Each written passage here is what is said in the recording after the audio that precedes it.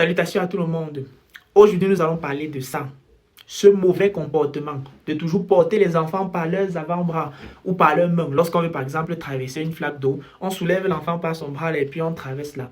Sans connaître les conséquences qui peuvent aller de modéré, bien sûr, une simple douleur, à grave, je vois par là la paralysie. Je vous explique. Donc, là, vous voyez une articulation. Ça, c'est le coude où il y a jonction entre trois os, notamment l'humérus, le radius et le cubitus.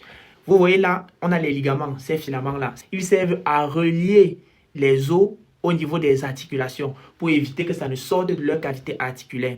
Maintenant, chez les jeunes enfants, souvent entre 0 et 5 ans, 6 ans et tout ça, les ligaments là ne sont pas encore bien consolidés, ils sont souples, ils sont fragiles. En les portant comme ça, vous pouvez créer une rupture de ces ligaments-là. La conséquence est que, vu qu'après la rupture de ces ligaments-là, aucune structure ne maintient plus ces os-là en place, ils doivent donc sortir du coude ou alors de l'épaule.